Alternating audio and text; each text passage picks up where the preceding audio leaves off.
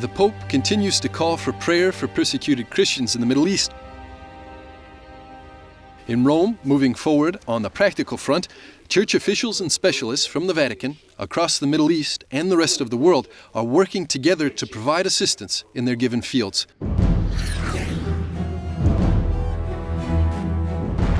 Thousands of Christians have been killed, millions have fled.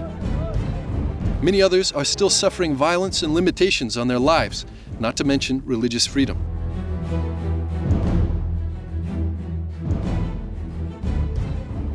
The Apostolic Vicar of the Arab Emirates explained the unique nature of the Church in his region.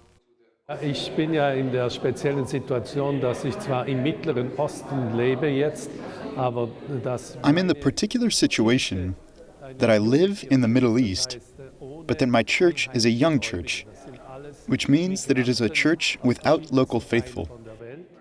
They're all migrants from different parts of the world, naturally Asia, the Philippines, India, and so on. That also leaves its mark on the place in the experience of faith. We have faithful from great parishes from over 100 nations and the different Catholic traditions.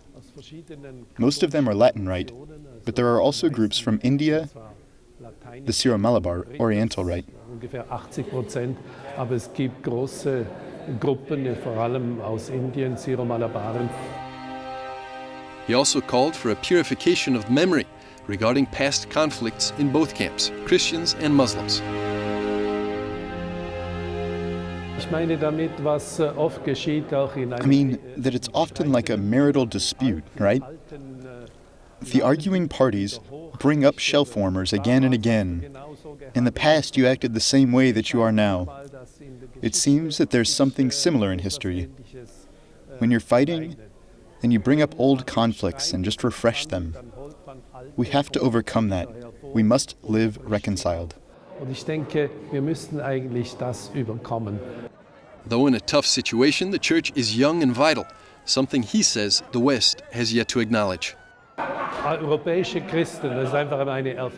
For European Christians who are visiting, they're simply impressed by the fact that the churches are full to the brim. Europeans prefer, though, to have space and not be squeezed between an Indian and a Filipino.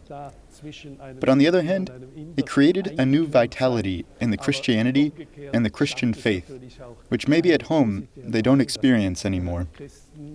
When I said that we need to step down off our pedestal, I meant that we should not see ourselves as the peak of human history, but that we need to have courage. We are all human with our individual human weaknesses.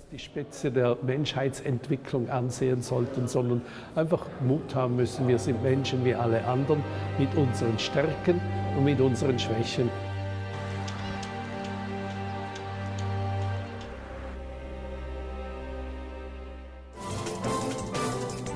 Stay with us. After the break, we'll be back with more on Vaticano.